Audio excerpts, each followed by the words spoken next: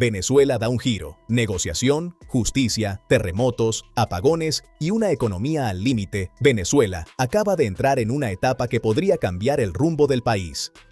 Después de años de enfrentamientos políticos, el gobierno encargado de Delcy Rodríguez y representantes de la Asamblea Nacional de 2015 han alcanzado acuerdos que, de concretarse, podrían modificar una de las estructuras más importantes del Estado, el Tribunal Supremo de Justicia. Pero mientras en las mesas políticas se habla de reinstitucionalización, en las calles la realidad es muy diferente. Los venezolanos enfrentan una inflación que se disparó casi 20% solamente en julio, comerciantes que amenazan con cerrar definitivamente por los apagones, una reconstrucción que todavía enfrenta enormes dificultades después de los terremotos de junio y casos de derechos humanos que siguen sin encontrar justicia. Y entonces aparece una pregunta que puede definir esta nueva etapa. ¿Estamos realmente ante el comienzo de una transición venezolana o simplemente ante una nueva negociación para reorganizar el poder? La primera fase de las negociaciones entre el gobierno encargado y representantes de la Asamblea Nacional de 2015 termina con varios acuerdos que, al menos sobre el papel, podrían representar un cambio profundo en la estructura institucional venezolana. Uno de los más importantes tiene que ver con el Tribunal Supremo de Justicia. La propuesta contempla una renovación de los magistrados y modificaciones a la ley orgánica del TSJ, además de cambios en el sistema utilizado para seleccionar a los candidatos. También se plantea ampliar y renovar el comité de postulaciones y crear mecanismos de revisión de credenciales para evaluar a los aspirantes bajo criterios constitucionales y legales. ¿Por qué esto es tan importante? Porque durante años, el control de las instituciones judiciales ha sido uno de los principales puntos de conflicto en Venezuela. Un Tribunal Supremo independiente puede tener consecuencias enormes. Puede influir en las garantías electorales, en los derechos políticos, en la propiedad privada, en las decisiones económicas y en los procesos judiciales contra dirigentes políticos. Por eso, si el acuerdo realmente consigue que ninguna fuerza política pueda controlar unilateralmente la designación de los magistrados, estaríamos ante un cambio institucional significativo. Pero aquí aparece el principal desafío. Una reforma escrita en una ley no necesariamente significa una transformación inmediata de la realidad. La verdadera prueba será comprobar quiénes serán los nuevos magistrados, cómo serán seleccionados, qué garantías tendrán y, sobre todo, si podrán actuar sin presiones políticas. Porque la reinstitucionalización no consiste únicamente en cambiar nombres. Consiste en recuperar la confianza. Y la confianza es precisamente uno de los bienes más escasos en la Venezuela actual. Otro acuerdo de enorme importancia está relacionado con los activos venezolanos congelados en el Banco de Inglaterra. Según el informe, las partes acordaron promover la recuperación de estos recursos para atender a las víctimas del doble terremoto que golpeó al país. Pero el uso de esos fondos tendría que estar acompañado de mecanismos de transparencia, trazabilidad y auditoría. Y este detalle resulta fundamental. Después de años de denuncias sobre corrupción, falta de información financiera y manejo opaco de recursos públicos, cualquier fondo destinado a la reconstrucción tendrá que demostrar claramente cuánto dinero entra, quién lo administra y dónde termina cada dólar, porque Venezuela necesita reconstruir viviendas, infraestructura y servicios, pero también necesita reconstruir la confianza. Y sin transparencia, incluso una enorme cantidad de dinero podría terminar siendo insuficiente. Mientras estos acuerdos generan expectativas, existe una realidad que recuerda que las reformas institucionales no pueden quedarse en el papel. El caso de Linda Loaiza continúa siendo uno de los símbolos más fuertes de las fallas históricas del sistema de justicia venezolano. Han pasado 25 años desde los hechos que marcaron su vida y, según el informe, todavía existen órdenes de captura que no han sido ejecutadas contra Luis Carrera Almoina. La Corte Interamericana de Derechos Humanos emitió una sentencia en 2018 y 8 años después persisten reclamos sobre el cumplimiento de las reparaciones y medidas ordenadas. Este caso tiene una importancia que va mucho más allá de una persona. Representa la pregunta de si las víctimas pueden realmente obtener justicia cuando se enfrentan a un sistema institucional debilitado. Linda Loaiza ha cuestionado que se hable de una refundación de la justicia mientras las decisiones concretas para las víctimas continúan pendientes. Y aquí aparece una contradicción que será imposible ignorar. ¿Cómo puede Venezuela hablar de una nueva etapa institucional mientras casos emblemáticos de impunidad permanecen sin resolver? La respuesta probablemente determinará la credibilidad de cualquier reforma judicial, porque la justicia no se mide solamente por nuevas leyes, se mide por la capacidad de ejecutar decisiones, se mide por la independencia de fiscales y jueces, se mide por la protección de las víctimas, y se mide por la capacidad del Estado de garantizar que nadie esté por encima de la ley. Mientras el debate político avanza, otro problema amenaza directamente la economía venezolana: la electricidad. Los apagones están afectando cada vez más al comercio y a las pequeñas empresas. Concecomercio ha planteado una hoja de ruta con 14 medidas para evitar que los cortes eléctricos terminen provocando una nueva ola de cierres. Entre las propuestas está establecer cronogramas claros de racionamiento en los 335 municipios del país. Esto puede parecer una medida sencilla, pero para un comerciante puede representar una diferencia enorme. Un negocio que sabe que tendrá electricidad entre determinadas horas puede organizar su personal, refrigeración, inventarios y horarios. Pero cuando los apagones son impredecibles, las pérdidas aumentan. Un restaurante puede perder alimentos. Una farmacia puede enfrentar problemas con productos que necesitan refrigeración. Una tienda puede quedarse sin sistema de pagos. Una pequeña fábrica puede detener su producción. Y un comercio que trabaja con márgenes reducidos puede no tener capacidad para absorber esas pérdidas durante semanas o meses. Concecomercio también plantea incentivos fiscales para importar plantas eléctricas, paneles solares y equipos de eficiencia energética, además de facilitar el acceso al combustible necesario para la autogeneración. También se solicita financiamiento para que los pequeños comercios puedan adquirir sistemas independientes de energía. El problema es que existe una enorme desigualdad entre las grandes cadenas y los pequeños establecimientos. Las empresas grandes pueden tener recursos para instalar sistemas de respaldo. El pequeño comerciante muchas veces no. Y esto significa que una crisis eléctrica puede terminar convirtiéndose en una crisis de empleo. Cuando un comercio cierra, no solamente pierde el propietario, también pierde el trabajador, pierde el proveedor, pierde el transportista, pierde el consumidor y pierde el Estado los impuestos que ese negocio generaba. Por eso el problema eléctrico dejó de ser únicamente un problema de servicios públicos. Se convirtió en un problema económico, y esto ocurre justo cuando Venezuela intenta aumentar su producción petrolera. El país mantiene, según el informe, una producción superior al 1.000.000 de barriles diarios. La cifra oficial reportada a la OPEP alcanza los 1,2 millones de barriles diarios, mientras otras fuentes citadas en el propio informe sitúan la producción en alrededor de 1,117 millones. La diferencia entre ambas cifras demuestra la importancia de contar con estadísticas transparentes y verificables. Pero incluso aceptando el crecimiento de la producción, queda una pregunta fundamental: ¿dónde está el beneficio de ese aumento petrolero? Porque producir más petróleo solamente tiene sentido para la población si los ingresos generados contribuyen a mejorar la economía. Si aumentan las exportaciones, pero el ciudadano sigue perdiendo poder adquisitivo, el crecimiento petrolero no será percibido como una recuperación. Y ese es precisamente uno de los problemas que enfrenta Venezuela. La inflación de julio llegó, según el informe, al 19,9% mensual, frente al 13,8% registrado en junio. Los sectores más afectados fueron educación, salud y alimentos. El Banco Central atribuyó parte del aumento a los efectos de los terremotos del 24 de junio y a los problemas en la disponibilidad de bienes. Pero independientemente de las causas, el resultado para las familias es el mismo. Los precios aumentan rápidamente mientras los ingresos no avanzan al mismo ritmo. Esto golpea especialmente a quienes viven de salarios fijos. También afecta a los jubilados, a los pequeños empresarios, a los trabajadores informales y a las familias que dependen de remesas. La inflación puede convertirse en una especie de impuesto silencioso. No llega como una factura, no aparece como una multa. Simplemente hace que el dinero alcance cada vez menos.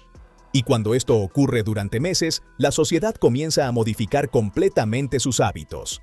Compra menos, aplaza gastos, reduce consumo, busca dólares, busca alternativas. Y las empresas también se protegen aumentando precios o reduciendo operaciones. Así se crea un círculo difícil de romper. Por eso, cualquier transición política necesitará necesariamente una estrategia económica. No será suficiente con renovar instituciones.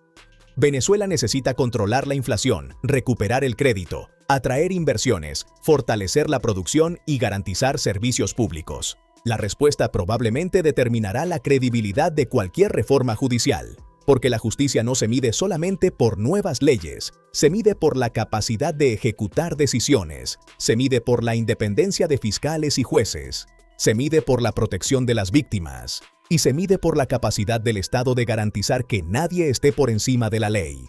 Mientras el debate político avanza, otro problema amenaza directamente la economía venezolana: la electricidad. Los apagones están afectando cada vez más al comercio y a las pequeñas empresas. Concecomercio ha planteado una hoja de ruta con 14 medidas para evitar que los cortes eléctricos terminen provocando una nueva ola de cierres.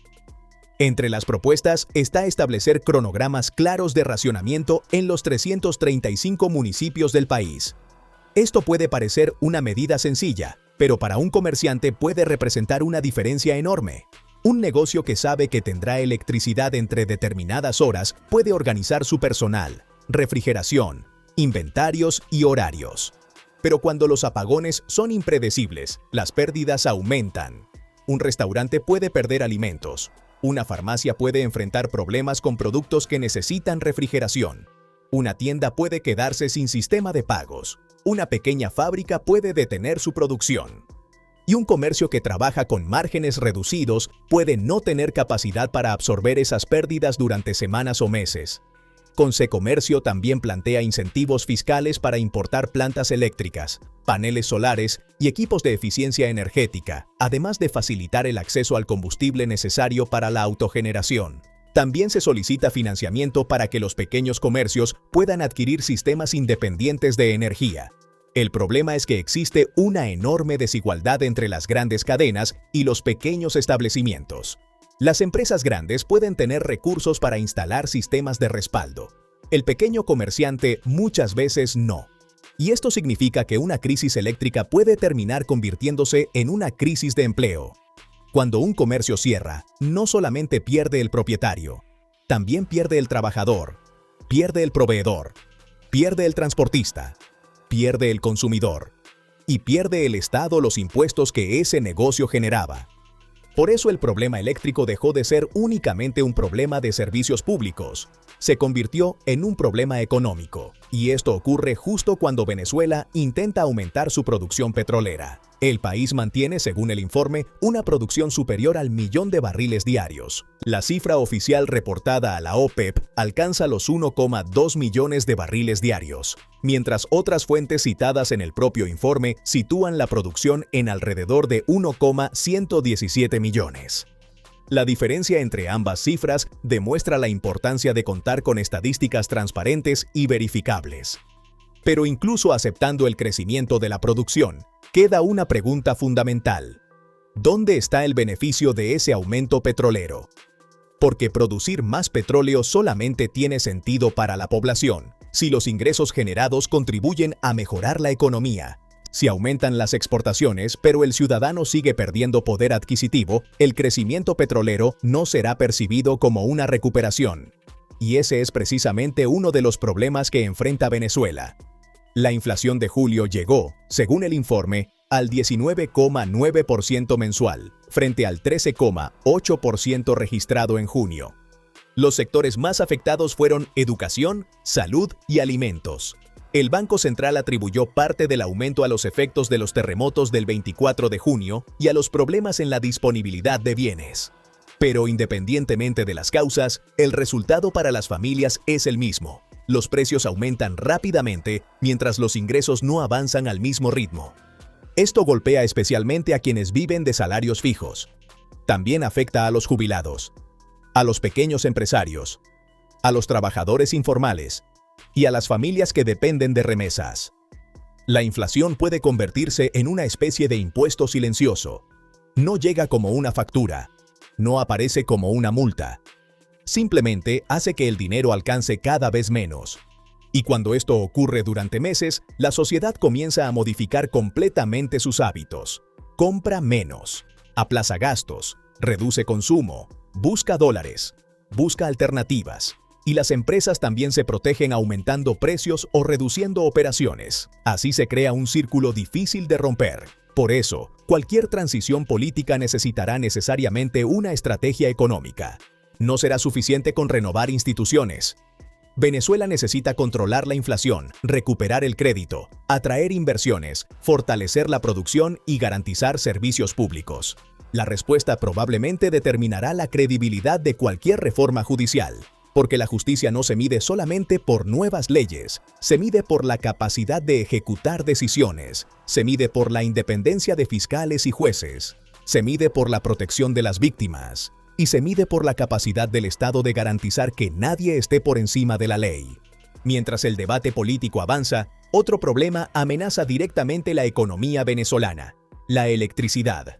Los apagones están afectando cada vez más al comercio y a las pequeñas empresas. Concecomercio ha planteado una hoja de ruta con 14 medidas para evitar que los cortes eléctricos terminen provocando una nueva ola de cierres. Entre las propuestas está establecer cronogramas claros de racionamiento en los 335 municipios del país. Esto puede parecer una medida sencilla, pero para un comerciante puede representar una diferencia enorme.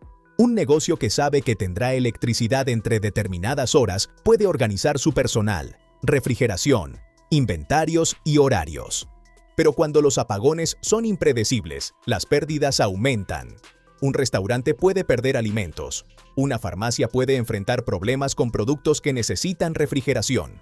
Una tienda puede quedarse sin sistema de pagos. Una pequeña fábrica puede detener su producción. Y un comercio que trabaja con márgenes reducidos puede no tener capacidad para absorber esas pérdidas durante semanas o meses. Concecomercio también plantea incentivos fiscales para importar plantas eléctricas, paneles solares y equipos de eficiencia energética, además de facilitar el acceso al combustible necesario para la autogeneración. También se solicita financiamiento para que los pequeños comercios puedan adquirir sistemas independientes de energía. El problema es que existe una enorme desigualdad entre las grandes cadenas y los pequeños establecimientos. Las empresas grandes pueden tener recursos para instalar sistemas de respaldo. El pequeño comerciante muchas veces no. Y esto significa que una crisis eléctrica puede terminar convirtiéndose en una crisis de empleo. Cuando un comercio cierra, no solamente pierde el propietario, también pierde el trabajador, pierde el proveedor, pierde el transportista, pierde el consumidor y pierde el Estado los impuestos que ese negocio generaba.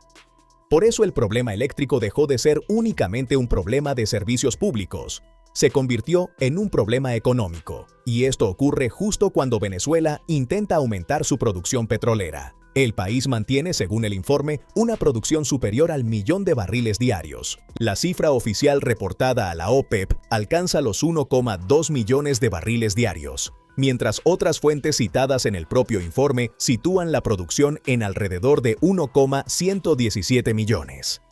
La diferencia entre ambas cifras demuestra la importancia de contar con estadísticas transparentes y verificables. Pero incluso aceptando el crecimiento de la producción, queda una pregunta fundamental: ¿dónde está el beneficio de ese aumento petrolero? Porque producir más petróleo solamente tiene sentido para la población si los ingresos generados contribuyen a mejorar la economía. Si aumentan las exportaciones, pero el ciudadano sigue perdiendo poder adquisitivo, el crecimiento petrolero no será percibido como una recuperación. Y ese es precisamente uno de los problemas que enfrenta Venezuela. La inflación de julio llegó, según el informe, al 19,9% mensual, frente al 13,8% registrado en junio. Los sectores más afectados fueron educación, salud y alimentos. El Banco Central atribuyó parte del aumento a los efectos de los terremotos del 24 de junio y a los problemas en la disponibilidad de bienes. Pero independientemente de las causas, el resultado para las familias es el mismo. Los precios aumentan rápidamente mientras los ingresos no avanzan al mismo ritmo. Esto golpea especialmente a quienes viven de salarios fijos. También afecta a los jubilados, a los pequeños empresarios, a los trabajadores informales y a las familias que dependen de remesas. La inflación puede convertirse en una especie de impuesto silencioso. No llega como una factura, no aparece como una multa. Simplemente hace que el dinero alcance cada vez menos. Y cuando esto ocurre durante meses, la sociedad comienza a modificar completamente sus hábitos. Compra menos, aplaza gastos, reduce consumo, busca dólares, busca alternativas. Y las empresas también se protegen aumentando precios o reduciendo operaciones. Así se crea un círculo difícil de romper. Por eso, cualquier transición política necesitará necesariamente una estrategia económica. No será suficiente con renovar instituciones. Venezuela necesita controlar la inflación, recuperar el crédito, atraer inversiones, fortalecer la producción y garantizar servicios públicos. La respuesta probablemente determinará la credibilidad de cualquier reforma judicial. Porque la justicia no se mide solamente por nuevas leyes, se mide por la capacidad de ejecutar decisiones, se mide por la independencia de fiscales y jueces, se mide por la protección de las víctimas y se mide por la capacidad del Estado de garantizar que nadie esté por encima de la ley. Mientras el debate político avanza, otro problema amenaza directamente la economía venezolana: la electricidad. Los apagones están afectando cada vez más al comercio y a las pequeñas empresas. Consecomercio ha planteado una hoja de ruta con 14 medidas para evitar que los cortes eléctricos terminen provocando una nueva ola de cierres. Entre las propuestas está establecer cronogramas claros de racionamiento en los 335 municipios